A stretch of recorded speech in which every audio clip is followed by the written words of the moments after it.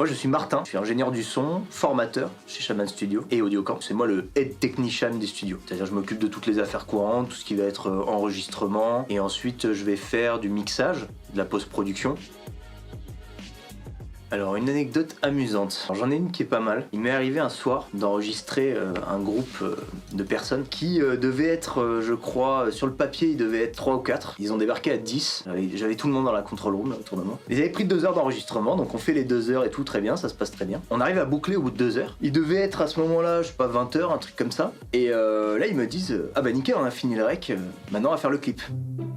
Ils avaient pris 2 heures à la base, hein. Moi j'ai regardé le clip quoi. Et ils m'ont expliqué qu'en fait la chanson qu'ils avaient enregistrée c'était pour un décès. Et en fait ils étaient en train de faire un clip. Et je me suis retrouvé du coup, ils avaient un mec qui filmait à ce moment-là. Je me suis retrouvé dans le coin, juste sur la droite là, avec une bougie comme ça allumée, avec la cire chaude qui me coulait sur les doigts comme ça. Je devais pas vibrer, on passait le son pour le clip, je vibrais un peu, on me disait non. J'étais là ok. Et ça a duré 1 heure, on a mis de la cire partout, j'ai tout nettoyé après. Et ils sont partis en mode ah cool, et ils sont partis. Et moi je me suis retrouvé à 21 h dans le studio tout seul comme ça, il faisait tout noir et tout, j'étais en mode ok.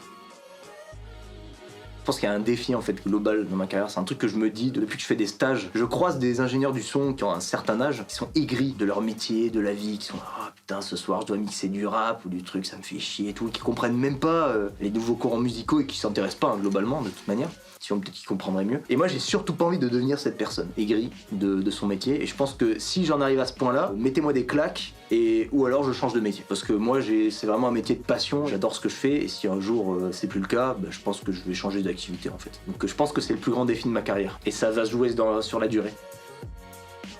Alors moi je travaille avec des gens très inspirants, notamment Leroy qui a créé Shaman Studio, qui est quand même quelqu'un de très inspirant de par son parcours et de par aussi sa mentalité et ses valeurs. Moi je partage beaucoup et on a une connexion assez forte avec Leroy qui est justement en termes de valeurs sur tout ce qui va être le partage, l'accompagnement.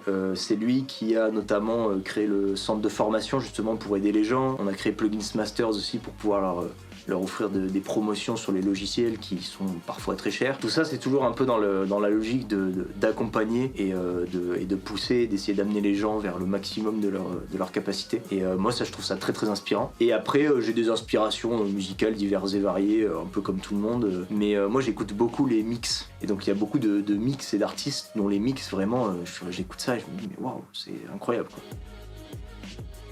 Alors la formation des Mao elle s'adresse à toute personne qui est passionnée par la musique et qui souhaite pousser un peu ses projets, améliorer ses projets. Moi j'ai eu à peu près 3 types de profils sur la formation. Alors ça veut pas dire que ça s'adresse que à ces personnes-là, hein, mais c'est un peu les profils un peu redondants que j'ai en session. Souvent on a des gens relativement jeunes qui font notamment des productions, de la prod pour du rap ou des choses comme ça, ou globalement qui ont des projets musicaux annexes à leur métier principal et qui souhaitent par passion pure avoir plus d'outils et en apprendre plus sur un logiciel ou sur du mixage etc. Pour avancer dans leur projet. Et ensuite j'ai un deuxième profil de personnes un peu plus âgées qui vont être aux alentours de 30 ans, 40 ans, 45 ans qui eux vont être plutôt en reconversion. Et ensuite le dernier type de profil qu'on a souvent c'est des gens qui sont proches de la retraite et qui profitent de leur crédit de formation pour se faire plaisir et ce sont des gens toujours... Le point commun entre toutes ces personnes c'est qu'ils sont passionnés de musique globalement, de musique ou de son. Ça s'adresse à tous les gens qui veulent pousser un peu leur projet et adopter des techniques un peu plus professionnelles et peut-être aussi à accéder à un enseignement plus organique que de regarder des tutoriels sur YouTube.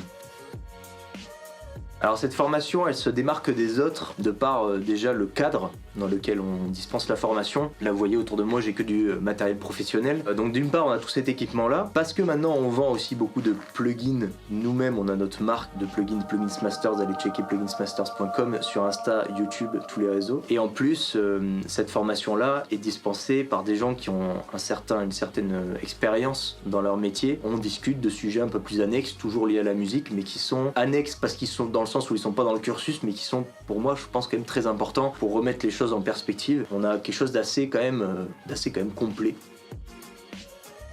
Alors le programme de la formation, on a toujours sur le premier jour, le premier matin, la première demi-journée, on prend le temps de faire un tour de table pour que tout le monde se présente, que pour nous formateurs, on puisse visualiser un peu pour chacun dans quelle direction chaque étudiant veut partir, suivant leur projet qu'ils avaient, qu'ils ont actuellement projet de construire. Globalement, la première semaine est consacrée à l'interface du logiciel, tout ce qui est un peu basique, prendre ses marques dans le logiciel, les outils de base, comment on gère le routing audio, MIDI, etc. Ensuite, on commence à produire et à composer dans le logiciel la première production qui est la composition de A à Z pour chaque étudiant. Ça fait partie des 2 attendus pour la certification MAO, c'est de produire une composition originale. Et ensuite, la deuxième partie, la deuxième semaine, on a avancé un peu, quand on attaque la deuxième semaine, on a avancé, on voit un peu moins de choses théoriques. On laisse quand même beaucoup de temps aux apprenants pour qu'ils puissent poursuivre leur premier projet, donc leur composition originale, et on aborde toute la thématique sur la deuxième semaine du remix, les histoires un peu des droits, etc. Plus le temps passe dans la formation, plus on laisse de temps en autonomie aux gens pour qu'ils puissent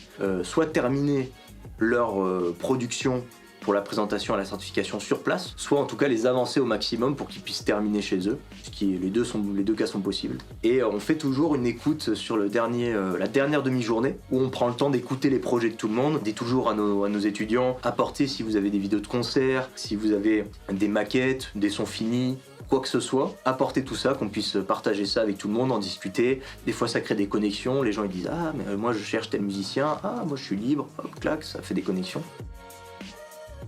Travailler à plusieurs, ça c'est hyper important. Des fois on a ce côté un peu quand on fait de la musique, un peu on est tout seul dans notre chambre en mode geek, voilà, solo devant son ordi. Ça c'est bien d'avoir des temps comme ça pour s'entraîner, découvrir son logiciel, etc. J'ai toujours trouvé plus enrichissant de composer à plusieurs, parce qu'en fait quand on compose à plusieurs, on compose pas 2 fois plus ou 2 fois mieux, en fait c'est exponentiel. Ça crée une effervescence. À partir du moment où vous êtes 2 cerveaux à travailler sur la même chanson, vous allez rebondir en permanence sur les idées de l'un et de l'autre, et donc en fait vous allez créer quelque chose de exponentiellement créatif, et qui découle directement de ça, plus ou moins, que ce soit en termes de passion, loisir ou en termes de métier, créer votre réseau. Hyper important de se créer un réseau, de prendre les contacts des gens avec qui ça se passe bien, pour des raisons X ou Y. Tout seul, on va plus vite, mais à plusieurs, on va plus loin.